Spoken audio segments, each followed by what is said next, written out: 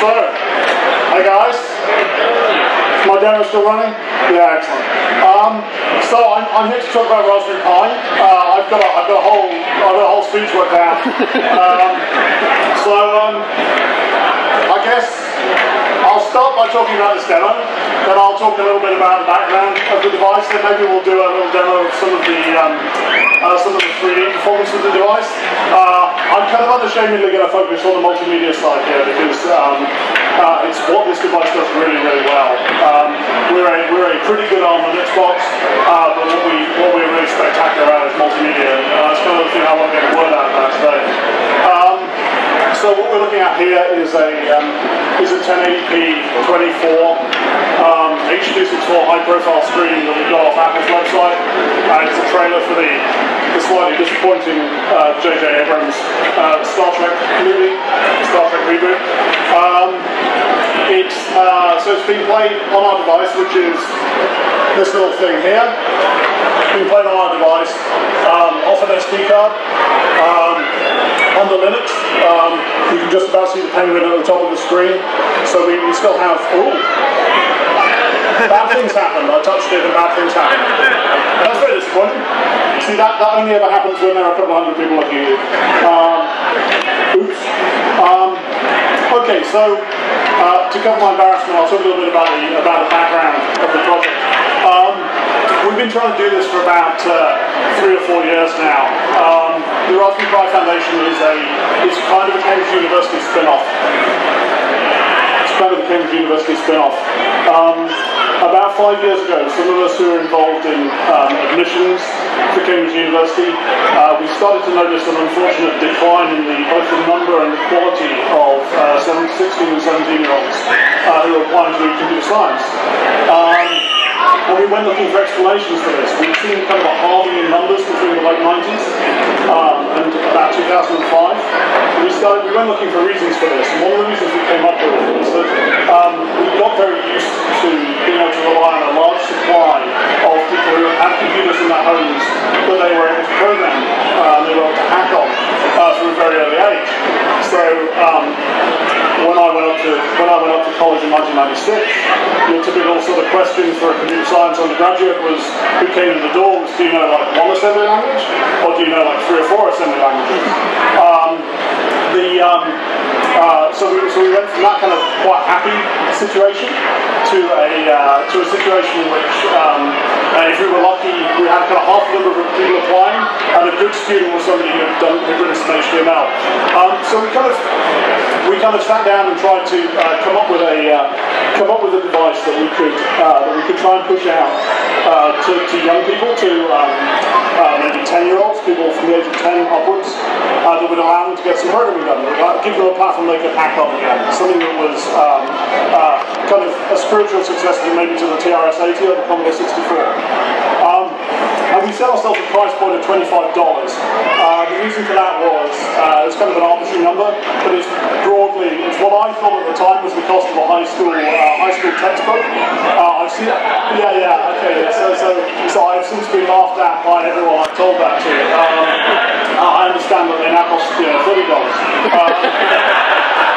And so at the time, what we came up with was we actually looked at using the Atmel chips that we used in the Arduino. We had a little prototype which was generating video signals directly into analog television by wiggling pins on an Atmel. And we were looking at getting this thing to run Python. We thought we might be able to make a device that includes Python. And so that's where kind of the Pi bit of our name comes from. That we originally really did think we were going to be a Python-only computer. And the other part of the name, of course, is the long tradition of fruit-named companies. Obviously, I don't have to mention the other ones. I probably shouldn't mention the other ones. But then we kind of realised that this thing was always going to be quite a niche. This thing was always going to be quite a niche product. So we started casting around for platforms on which we could run something which was much more recognised as a mainstream operating system. And we happened upon this family of ARM-based chips, which are manufactured by Broadcom, who are also my employer in my day job. And it looked to us like we could probably continue to hit our $25 price point while still being able to run runners. So for about a year now, we've had various prototypes of the thing that we intend to ship at the end of the year as Raspberry Pi.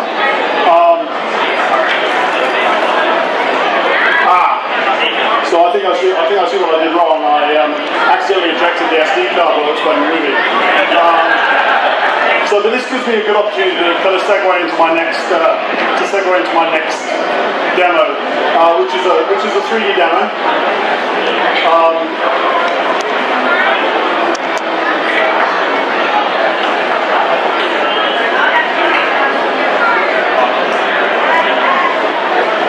So you can see the device booting. What this is running is just generic off-the-shelf ARM Debian root file system image. We're running on a 2635 kernel. It's attempting to DHCP, so I need to persuade it not to do that.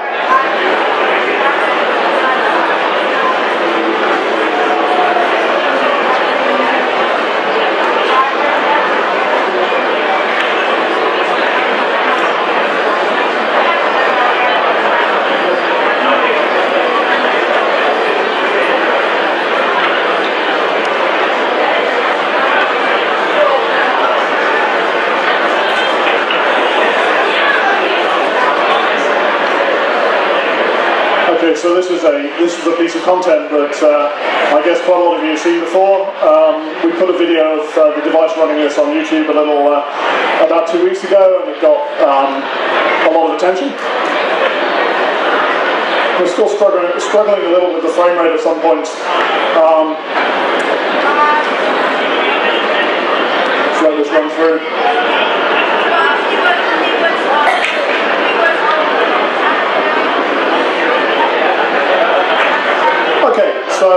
So this is another graphics demo. So we've seen the video performance of the device, and we think that this is going to cause a lot of people to want to use this as kind of homebrew streaming media box. We think that this hopefully might make people want to use this as a little homebrew box for doing LAN parties with. You see our performance is fairly reasonable. We do drop, there we go, we're into single figures there. So we're still trying to figure out where some of these little performance troughs are coming from. But basically, this is not bad performance. And I remember spending $500 on a graphics card that couldn't do this at 1080. Couldn't render quite free at 1080. So this is all, I guess this is all a little bit tangential. These are our kind of eye candy demos. In terms of what we're trying to accomplish, and we think a lot of our customers are going to spend their time doing this sort of thing with the device. In terms of what we're trying to accomplish, we're trying to provide a platform which is both cheap enough that if you break it, a platform you can hack on. It's both cheap enough that if you break it, it doesn't matter too much. It's cheap enough that if you give it to a child and the child gets mugged in the street, and there's no reason to steal this off someone. Right? This is not like a cell phone. This is not an iPhone. This is not a $500 product that you can fence on eBay. This is something that's so cheap it's not worth stealing. It's something so cheap that you don't need to worry about breaking it. And yet it's a reasonably powerful device. It's a device which is comparable in performance to a PC from sort of 2002. We think that this is, for those of you who are around then, we think that this is equivalent in ARM performance, maybe to a Pentium 2 266, Pentium 2 at 300 megahertz. So it's a reasonable amount of ARM performance. It's a staggering amount of multimedia performance. We do have an eye to the robotics community. We believe there are people who would like to use this device to control robots. It doesn't really intersect all that much, I guess, with maybe the target market for Arduino. We don't have anything like the level of sophisticated analog I/O that Arduino has. But we can waggle some GPIOs, we can monitor digital input, we can talk I2C, and we can talk SPI, and we intend in the final device to bring all of that out to a 0.1-inch header. So it's something which is reasonably happy.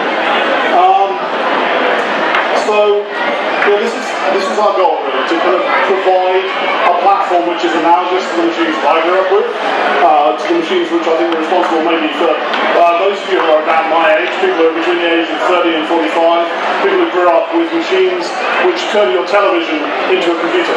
That's what we're trying to get back to, and we're trying to do it at a sensible price point.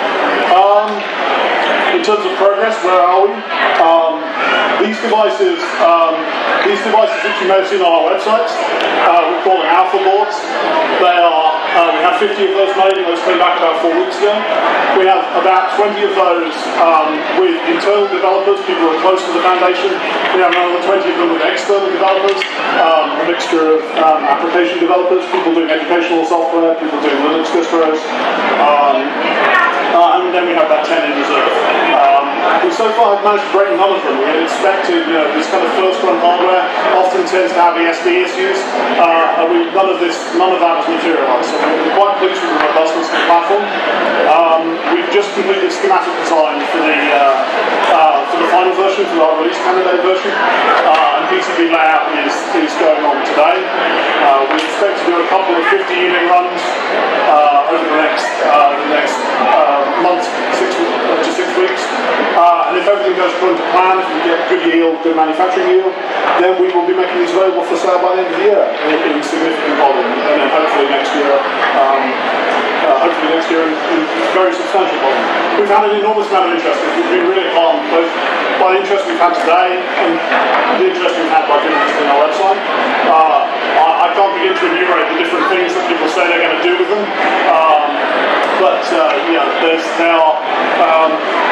we've only had 2 groups of people proposing to send them into space. We've had one group of people proposing to send them into space on a sounding rocket, and one group of people proposing to send them into space on an actual CubeSat. So, but yeah, we have lots of people wanting to do lots of cool things with it. I guess that's about it. That's all I had in terms of prepared remarks. Maybe I can take some questions from the audience if there are any. Go ahead. Sorry, can you say that? Okay. Yeah, sure. So that question was what input-output ports do we have? So we provide a couple of very high bandwidth connections with high signal integrity for receiving data from cameras, receiving data from camera modules. That's a MIPI CSI2 interface, and for driving displays, and that's a MIPI DSI interface. And those are kind of 500 megabit interfaces. In terms of, and those are designed to be plugged in via a ribbon cable into a camera module or a flat panel display. In terms of kind of more easily hackable stuff, this is the stuff we're going to bring out on 0.1 inch. We have a couple of I2Cs, we have a UART, we have an SPI, and we have a big bag of high-speed GPIOs. But all of those are absolutely free. All of them are perhaps a little fragile. This is a cell phone chip. These GPIOs are intended to be connected on the PCB of a cell phone to peripherals on the cell phone. They're not designed to be run out along like a 1 meter long piece of wire in a changing magnetic field. So it's likely we're going to want to add a board on top which provides buffer and level shifting. So you end up frying like a $1 Atmel rather than frying the $25 And the nice thing about that is while this PCB is not really suitable for home assembly because it uses a variety of kind of exotic surface mount technologies, any expansion boards, kind of shield type boards, we're going to design those to be suitable for home assembly. So those are the things that you can hack on. We've talked a little bit in previous kind of FAQ sessions about our attitude to open hardware. There are some reasons why we're probably not initially going to release the PCB designs for this, and those are to do with the availability of the parts. The parts we use on this device are not typically available in small volume. We don't want to put people in a position where they are downloading our PCB designs and then being disappointed to discover that they can't actually buy the chips in less than 10,000. So, but yeah, certainly our on boards we're very happy to be open about. And the main board itself we will be open about, provided we can resolve this distribution issue. Okay?